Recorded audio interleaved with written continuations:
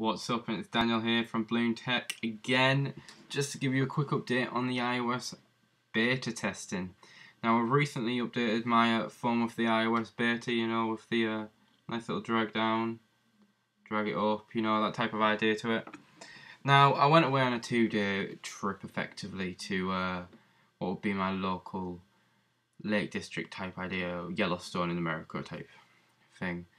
And I found a few problems with it personally. I wanted to take a few photos. The few photos turned out well and that feature was good. However, when you got to about the 4th or 5th reopen from like a standby position, it kind of froze and sometimes wouldn't open, so you'd have to restart the phone. Now, this is my first problem that I've got to go into a bit of detail about.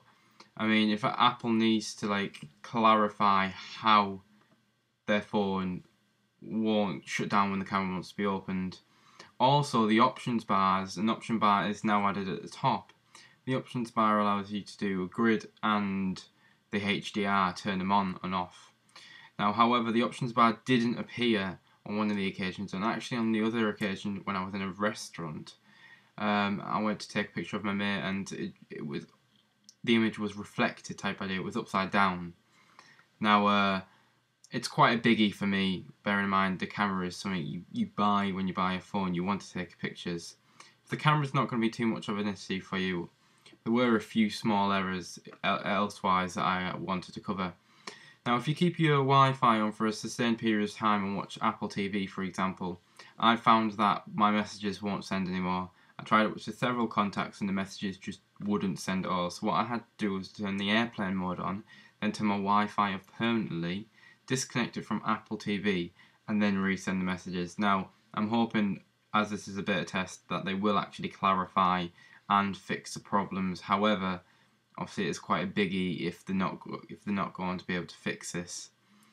There's only like one final issue, and that's kind of like the lagged effect. And you can have the lock screen, and that's perfectly fine. The sliding, it's good, but I mean, my finger doesn't always touch the notification when it appears. I don't have a notification currently, so I'm not going to be able to show you. I'll see if I can get one later on.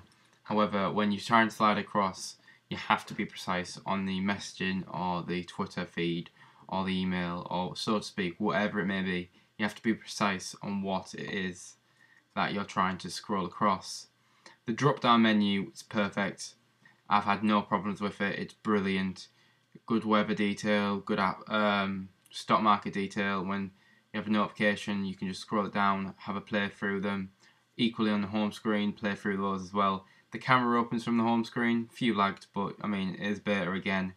And basically this is just me trying to give you an update on what I found over the last 3 days, well 2 days actually, over the last 2 days, and the key elements as to how Apple need to go about correcting them. This is Daniel from bloomtek.